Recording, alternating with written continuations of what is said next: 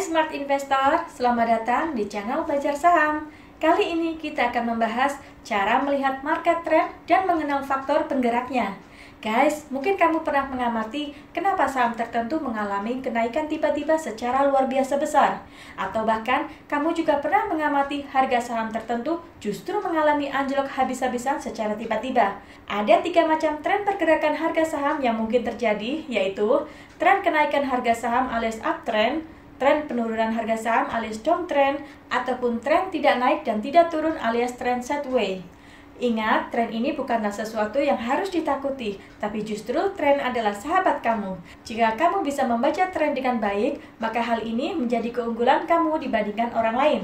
Keterampilan dalam membaca tren akan menjadi penentu apakah investasi saham kamu akan sukses cuan besar atau sebaliknya. Jadi sebaiknya kamu perlu mengetahui tentang bagaimana membaca tren pasar. Apa sih sebenarnya yang menggerakkan tren ini? Pertama, sentimen, ekspektasi dan spekulasi. Kedua, supply dan demand.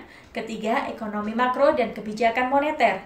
Meskipun ketiga faktor ini berbeda, tapi ketiganya saling berhubungan, akan mempengaruhi tren jangka pendek, tren jangka menengah, dan tren jangka panjang. Mari kita bahas satu persatu. Pertama, sentimen, ekspektasi dan spekulasi. Indikator sentimen untuk mengukur apa yang dipikirkan menurut kondisi saat ini. Mari kita lihat contoh sederhananya. Selama beberapa minggu terakhir, orang sangat menyukai film Korea berjudul Squid Game.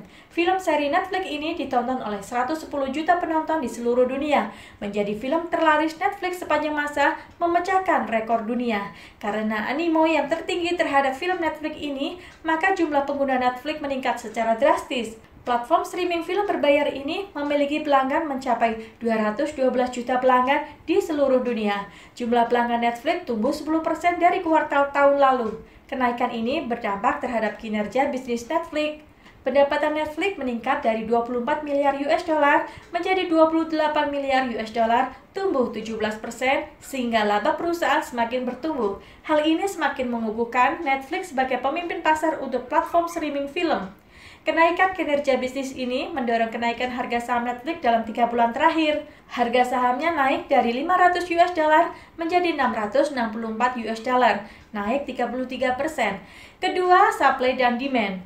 Supply adalah persediaan, demand adalah permintaan. Hukum supply dan demand ini berlaku terhadap sebuah produk, layanan, ataupun instrumen investasi.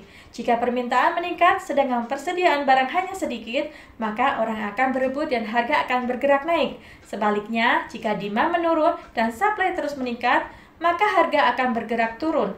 Mari kita lihat contoh sederhananya. Saat ini dunia sedang menghadapi krisis energi, di mana permintaan energi global meningkat secara drastis. Persediaan energi yang dibutuhkan salah satunya adalah batu bara, karena banyak pembangkit listrik yang menggunakan energi batu bara. Negara yang paling banyak menggunakan batu bara adalah China dan India, sedangkan pasokan batu bara terbesar adalah berasal dari Indonesia.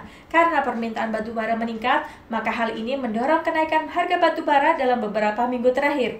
Dalam 1 bulan terakhir, harga batu bara naik dari 171 US dollar menjadi 230 US dollar, naik 35%. Bahkan sempat mencapai rekor tertingginya di harga 260 US dollar. Hal ini mendorong kinerja bisnis dari perusahaan batubara Indonesia yang menjadi eksportir terbesar komoditas batubara. Harga sahamnya ikut terbang seiring dengan kenaikan harga komoditas ini. Sebaliknya, saat China mengumumkan akan mengenjot produksi batubara dalam negeri, maka hal ini menjadi sentimen negatif, sehingga menyebabkan harga saham perusahaan batubara turun. Karena investor berasumsi bahwa jika persediaan batubara di China meningkat, maka harganya akan turun, dan permintaan impor dari batubara Indonesia akan ikut turun. Psikologi pasar akan berubah dari sebelumnya bullish menjadi bearish. Jadi, hukum supply dan demand ini akan sangat mempengaruhi tren harga saham di masa depan. Ketiga, kebijakan ekonomi di sebuah negara.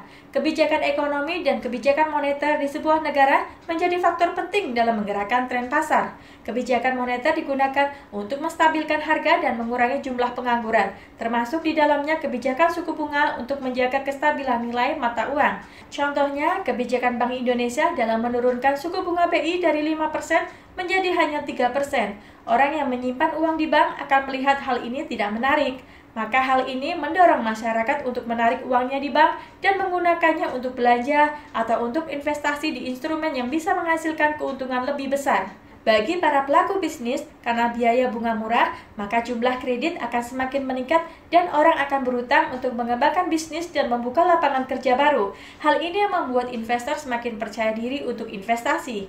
Tapi sebaliknya, jika kebijakan moneter ini berubah, seperti rencana The Fed akan melakukan tapering di akhir tahun, maka biaya suku bunga akan semakin meningkat dan menjadi sentimen negatif bahwa hal ini akan berdampak terhadap pertumbuhan bisnis.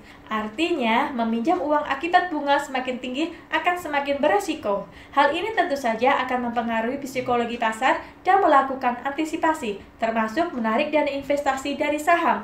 Nah, sekarang kamu sudah memahami apa saja faktor-faktor yang mempengaruhi pergerakan tren pasar. Semakin kamu memahami tren ini, maka insting kamu akan terasah. Kamu akan melihat bagaimana prospek perusahaan di masa depan, apakah masih akan terus tumbuh, atau saatnya beralih ke investasi yang lain yang memiliki prospek lebih bagus di masa depan. Dan juga sebaliknya, jika trennya masih bagus, maka kamu bisa terus hold investasi tersebut karena kinerja bisnisnya akan terus bertumbuh di masa depan.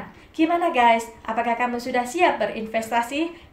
Dan apapun keputusannya, untuk membeli saham US, kamu dapat menggunakan GoTrade. GoTrade merupakan pilihan terbaik untuk investasi saham US bagi pemula. GoTrade memiliki keunggulan, buka akun full 100% online dengan mudah, beli saham US tanpa biaya komisi, beli saham dengan hanya $1, dan dapatkan bonus $2 cashback gratis untuk pengguna baru setelah akun diverifikasi dan deposit Rp150.000 atau $10. Nah, tunggu apa lagi? Gunakan kode token ini untuk daftar tanpa antri waiting list buat 5 pengguna pertama. Jika Anda merasa video ini bermanfaat, bantu dukung channel ini dengan like, share, dan klik tombol subscribe. Terima kasih sudah setia menonton.